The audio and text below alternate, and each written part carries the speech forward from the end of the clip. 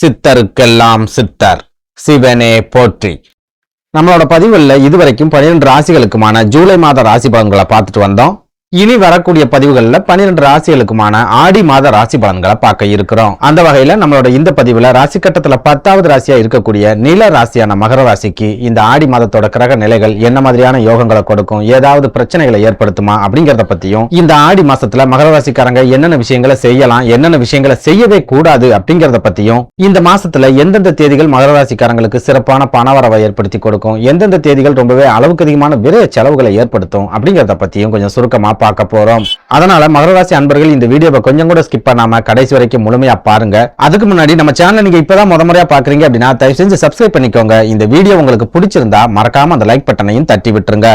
அதை விட முக்கியமா உங்களை மாதிரியே அதிர்ஷ்டமே இல்லாத ஒரு வாழ்க்கையை வாழ்ந்துட்டு வரக்கூடிய மகர ராசிக்காரங்க உங்க நட்பு வட்டாரத்திலேயோ அல்லது சொந்த பந்தத்திலேயோ இருக்காங்க அப்படின்னா அவங்களுக்கு நம்ம வீடியோவை மறக்காம ஷேர் பண்ணி விட்டுருங்க. மகர ராசிக்காரங்களை பொறுத்த வரைக்கும் கடந்து போன 2 ஆண்டுகள் இவங்க வாழ்க்கையில ரொம்பவே சோதனையான காலகட்டங்களா இருந்திருக்கு, ரொம்பவே நெருக்கடியான காலகட்டங்களா இருந்திருக்கு அப்படின்னு சொல்லலாம். குறிப்பா இந்த 2 வருஷத்துல இவங்களுக்கு கண்டிப்பா குடும்ப பிரச்சனைகள் அப்படிங்கிறது ஏற்பட்டிருக்கும். சொந்த பந்தங்கள் நிறைய நெருக்கடிகளை கொடுத்திருப்பாங்க. ஒரு சிலர் சொந்த பந்தங்கள் மூலமாவே நிறைய அவமானங்களையும் சந்திச்சிருப்பாங்க. வெளியில இருக்கிற எதிரியை கூட இவங்க ரொம்ப சுலபமா சமாளிச்சு வந்திருப்பாங்க. ஆனா சொந்த பந்தத்துக்குள்ளே இருக்கிற எதிரியை சமாளிக்க முடியாம ரொம்பவே மன கஷ்டங்களை சந்திச்சுட்டு வருவாங்க, மன அழுத்தங்களை சந்திச்சுட்டு வருவாங்க. இதெல்லாம் விட முக்கியமா ஒரு சில மகர ராசிக்காரங்க இந்த 2 வருஷ காலத்துல சொந்த பந்தங்கள் மூலமாவே நிறைய பண இழப்புகளை சந்திச்சிருப்பாங்க, தொழில் நஷ்டங்களை சந்திச்சிருப்பாங்க. இவங்களோட தனிப்பட்ட குடும்ப வாழ்க்கையிலையும் சொந்த பந்தங்கள் மூலமா பிரச்சனைகள், போராட்டங்கள் அப்படிங்கிறது ஏற்பட்டிருக்கும். ஒரு சில மகர ராசிக்காரங்க சொந்த பந்தங்கள் மூலமாவே இந்த 2 வருஷத்துல கடனாளிகளா மாறி இருப்பாங்க. அதுக்கப்புறமா அந்த கடன்கள்ல இருந்து மீண்டு வர முடியாமலும் தவிச்சுக்கிட்டு இருக்காங்க அப்படின்னு சொல்லலாம். ஓப்பனா சொல்லணும் அப்படின்னா சொந்த பந்தங்கள் கூட கொஞ்சம் கூட டச்சே இல்லாம வெளியூர் அல்லது வெளிநாடுகள்ல இருக்கிற மகர ராசிக்காரங்க பெரும்பாலான பிரச்சனைகள்ல இருந்து தப்பிச்சிருப்பாங்க. ஆனா உள்ளூர்லயே இருந்துகிட்டு சொந்த பந்தங்கள் நமக்கு வேணும் அப்படின்னு நினைச்ச மகர ராசிக்காரங்களும், சொந்த பந்தங்களுக்காக ஓடி ஓடி உதவி செஞ்ச மகர ராசிக்காரங்களும் கண்டிப்பா இந்த 2 வருஷத்துல சொந்த பந்தங்கள் மூலமாவே நிறைய பிரச்சனைகளையும் போராட்டங்களையும் சந்திச்சிருக்காங்க அப்படின்னு சொல்லலாம். போதாக்குறைக்கு இந்த 2 வருஷ காலமும் உத்தியோகத்துல இருக்கிற மகர ராசிக்காரங்களுக்கும் ரொம்பவே மோசமான ஒரு காலகட்டமா தான் இருந்திருக்கு அப்படின்னு நம்மளால சொல்ல முடியும். குறிப்பா பெரும்பாலான மகர ராசிக்காரங்க 10 வருஷம் 12 வருஷமா பார்த்துக்கிட்டு இருந்த வேலைகளை கூட இந்த 2 வருஷத்துல இழந்திருப்பாங்க. வேலைகளை இழந்துட்டு கடன் நெருக்கடிக்கு ஆளாகி இருப்பாங்க. அப்படி வேலைகளை இழந்ததுக்கு அப்புறமா இவங்க என்னதான் திறமைசாலிகளாகவே இருந்தாலும் இவங்களுக்கு ஏத்த மாதிரியான ஒரு வேலை வாய்ப்பு அப்படிங்கிறது அவ்வளவு சுலபத்துல கிடைச்சிருக்காது. ரொம்ப பெரிய போராட்டங்களுக்கு அப்புறமா தான் வேலை வாய்ப்பு அப்படிங்கிறது கிடைச்சிருக்கும். அப்படி கிடைச்ச வேலை வாய்ப்புமே இவங்களுக்கு ஒரு நெருக்கடியான வேலையா தான் இருக்குமே ஒழிய மனசுக்கு பிடிச்ச மாதிரியான வேலையா இருக்காது. அந்த வேலைகள் மூலமா இவங்க கடன்களை அடைக்கக்கூடிய அளவுக்கு வருமானமும் இவங்களுக்கு கிடைச்சிருக்காது. இதனாலேயே உத்தியோகத்துல இருக்கிற பெரும்பாலான மகர ராசிக்காரங்க பண பற்றாக்குறைய கண்டிப்பா சந்திச்சுட்டு வருவாங்க. கடன்களை அடைக்க முடியாத ஒரு சூழலை சந்திச்சுட்டு வருவாங்க. கடன் நெருக்கடிகளால மன அழுத்தத்துக்கு ஆளாகிட்டு இருப்பாங்க. இதெல்லாம் விட முக்கியமா நம்ம என்னதான் மாடா உழைச்சாலும் கடன்களை அடைக்க முடியலையே, நிம்மதியான ஒரு வாழ்க்கையை வாழ முடியலையே அப்படிங்கிற விரக்தி பெரும்பாலான மகர ராசிக்காரங்களோட மனசுக்குள்ள இருந்துகிட்டே தான் இருக்கும் அப்படின்னு சொல்லலாம். ஓப்பனா சொல்லணும் அப்படின்னா தற்சமயம் நடப்புல இருக்கிற பாத சனி மகர ராசிக்காரங்களுக்கு எந்தெந்த ஏரியாவில இருந்தெல்லாம் பணம் வருமோ அந்த ஏரியாவை எல்லாமே கம்ப்ளீட்டா பிளாக் பண்ணி விட்டுருக்கும். மகர ராசிக்காரங்க எவ்வளவுதான் மாடா உழைச்சாலும் சரி கடன் நெருக்கடிகள்ல தான் அவங்க இருந்துகிட்டே இருக்கணும் அப்படிங்கிற மாதிரியான ஒரு சூழலையும் இந்த பாத சனி நிச்சயமா ஏற்படுத்தி விட்டுருக்கும். அதாவது புரியுற மாதிரி சொல்லணும் அப்படின்னா மற்ற ராசிக்காரங்க கோவிலுக்கு போறாங்க அப்படின்னா காசை கொடு, பணத்தை கொடு, உடல் ஆரோக்கியத்தை கொடு, மன நிம்மதியை கொடு அப்படின்னு வேண்டுவாங்க. ஆனா மகர ராசிக்காரங்க கோயிலுக்கு போறாங்க அப்படின்னா என்கிட்ட இருந்து நீ பறிச்சுக்கிட்ட பழைய வாழ்க்கையை மட்டும் எனக்கு எப்படியாவது திருப்பி கொடுத்துரு ஆண்டவா அப்படின்னு தான் வேண்டிக்கிட்டு இருப்பாங்க.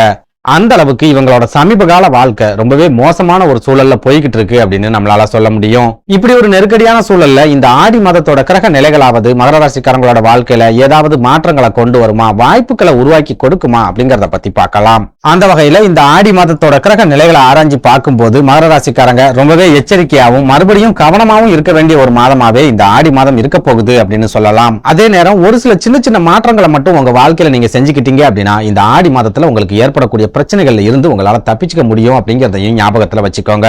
அதாவது இந்த ஆடி மாதம் முழுக்கவே சூரிய பகவான் உங்க ராசிக்கு 7வது வீடான கலத்திரஸ்தானம் அப்படின்னு சொல்லப்படுற கடக ராசியில சஞ்சாரம் பண்ணுவார். மகர ராசியை பொறுத்த வரைக்கும் சூரிய பகவான் அஷ்டமாதிபதி அப்படிங்கறதால அவர் கலத்திரஸ்தானத்துல இருக்கக்கூடிய இந்த 30 நாட்களும் கண்டிப்பா குடும்ப வாழ்க்கையில நெருக்கடிகள் அப்படிங்கறத ஏற்படுத்திக்கிட்டே தான் இருப்பார். சண்டை சச்சரவுகள் அப்படிங்கறத ஏற்படுத்திக்கிட்டே தான் இருப்பார். நீங்க பொறுமையாவும் நிதானமாவும் நடந்துகிட்டாலும் உங்க வாழ்க்கை துணை உங்ககிட்ட தேவையில்லாம கோவப்படுவாங்க. அவங்க பொறுமையாவும் நிதானமாவும் நடந்துகிட்டாலும் உங்களுக்கு தேவையில்லாத நேரங்கள்ல கோபம் வந்து அந்த கோபம் பிரச்சனைகளை ஏற்படுத்தும். ஒரு சில மகர ராசிக்காரங்களுக்கு உங்க வாழ்க்கை துணையோட சொந்த பந்தங்களே உங்களோட குடும்ப வாழ்க்கையில பிரச்சனைகளை ஏற்படுத்துவாங்க. உங்க 2 பேருக்கு இடையில சண்டை சச்சரவுகளை உருவாக்குவாங்க. இன்னும் சொல்ல போனா நீங்க சேர்ந்து வாழவே கூடாது, பிரிஞ்சு போயிடணும் அப்படிங்கிற ஒரு உயர்ந்த எண்ணத்தோடயே பெரும்பாலான சொந்த பந்தங்கள் உங்களை சுத்தி சுத்தி வருவாங்க அப்படிங்கறத எப்பவும் மனசுல வச்சுக்கோங்க. இதனால மகர ராசிக்காரங்க இந்த ஆடி மாதம் முழுக்கவே உங்களோட குடும்ப ரகசியங்களை யார்கிட்டையும் பகிர்ந்துக்காதீங்க. சண்டையா இருந்தாலும் சரி, சந்தோஷமா இருந்தாலும் சரி, அதை உங்களுக்குள்ளேயே வச்சுக்கோங்க. உங்க குடும்ப பிரச்சனைகள்ல வேற யாரும் கருத்துக்களை சொல்றதுக்கு அலோ பண்ணாதீங்க. எந்த காரணத்தை கொண்டும் கணவன் மனைவிக்கிடையே மூன்றாவதா ஒரு நபரை உள்ள விட்டுறாதீங்க. எவ்வளவு பெரிய குடும்ப பிரச்சனை வந்தாலும் சரி, நீங்களும் உங்க வாழ்க்கை துணையும் தனியா உட்கார்ந்து பேசுறதுக்கு முயற்சி பண்ணுங்க. பேசி பிரச்சனைகளை தீர்க்கறதுக்கு முயற்சி பண்ணுங்க. இது எல்லாத்தையும் விட முக்கியமா உங்களோட சொந்த பந்தங்களா இருந்தாலும் சரி, அல்லது உங்க வாழ்க்கை துணையோட சொந்த பந்தங்களா இருந்தாலும் சரி, அதிக அளவுல அவங்க கிட்ட நெருக்கம் காட்டாம விலகியே இருக்கீங்க அப்படின்னா இந்த ஆடி மாசத்துல உங்களோட குடும்ப வாழ்க்கையில ஏற்படக்கூடிய பிரச்சனைகள்ல இருந்து உங்களால தப்பிச்சுக்க முடியும். என்னடா இது ஜோசியக்காரன் நம்ம சொந்தக்காரங்களை பூரா ஒதுக்கி வை அப்படின்னு சொல்றானே, சொந்தக்காரங்க தான் நமக்கு ஆதரவா இருக்காங்க, அவங்க தான் நமக்கு உதவிகளை செய்யறாங்க அப்படின்னு நினைச்சீங்கன்னா, ஒரு சில சொந்த பந்தங்கள் உங்களுக்கு ஆதரவாகவும் உதவியாகவும் இருக்கிற மாதிரி உங்களுக்கு தெரிஞ்சாலும் அவங்க மூலமா தான் உங்களுக்கு ஒரு சில பிரச்சனைகள் அப்படிங்கிறது குடும்ப வாழ்க்கையில ஏற்படும். இன்னும் சொல்ல போனா மகர ராசியை பொறுத்த வரைக்கும் உங்களோட சொந்த பந்தங்கள் தான் உங்களுக்கு மறைமுக எதிரிகளா இருப்பாங்க அப்படிங்கறத எப்பவுமே மனசுல வச்சுக்கோங்க. அதே போல நீங்க உங்க வாழ்க்கை துணை கிட்ட இருந்து ஏதாவது பண உதவிகளையோ அல்லது பொருள் உதவிகளையோ எதிர்பார்த்துட்டு இருக்கீங்க அப்படின்னாலும் இந்த ஆடி மாதத்துல அந்த உதவிகள் உங்களுக்கு கிடைக்கிறதுல தாமதங்கள் அப்படிங்கிறது ஏற்படும். இதனாலேயே நீங்க இதுவரைக்கும் சந்திச்சு வரக்கூடிய கடன் நெருக்கடிகளும் இந்த ஆடி மாசத்திலையும் கண்டிப்பா உங்களை தொடரும் அப்படின்னு சொல்லலாம். அடுத்ததா வேலைகளுக்காக முயற்சி பண்ணக்கூடிய மகர ராசிக்காரங்களை எடுத்துக்கிட்டோம் அப்படின்னாலும் இந்த ஆடி மாசத்துல அவ்வளவு சுலபமா உங்களுக்கு வேலை கிடைக்காது. வேலைக்காக அலைஞ்சே நீங்க சோர்ந்து போவீங்க. ஒரு சில மகர ராசிக்காரங்க வேலை தேடி அலையிறது மூலமாவே நிறைய பண இழப்புகளையும் சந்திப்பீங்க.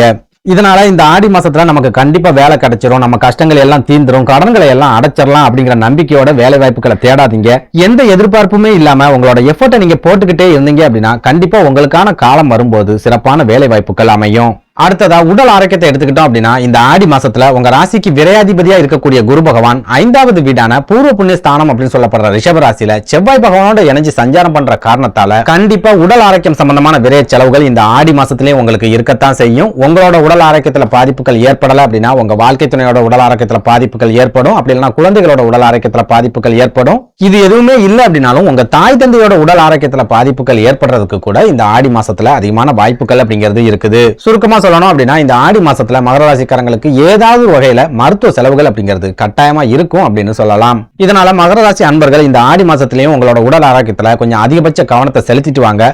அதுலயும் முக்கியமா உங்க வீட்டுல வயதான பெரியவங்க இருக்காங்க அப்படின்னா அவங்களோட உடல் ஆரோக்கியத்துல 2 மடங்குக்கும் அதிகமான கவனத்தை செலுத்திட்டு வாங்க.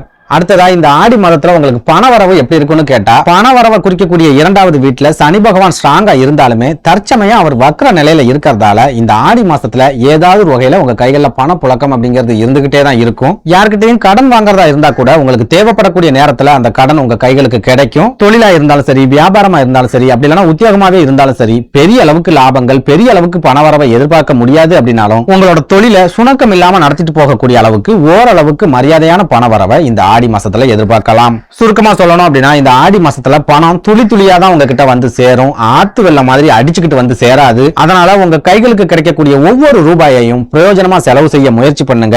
எந்த ஒரு சூழல்லையும் அவசரப்பட்டு அனாவசிய செலவுகளை செய்யவே செய்யாதீங்க. ஓப்பனா சொல்லணும் அப்படின்னா மகர ராசிக்காரங்க கடவுளை முழுமையா சரணடைய வேண்டிய ஒரு மாதமாவே இந்த ஆடி மாதம் இருக்க போகுது அப்படின்னு சொல்லிடலாம். நன்றி, வணக்கம்.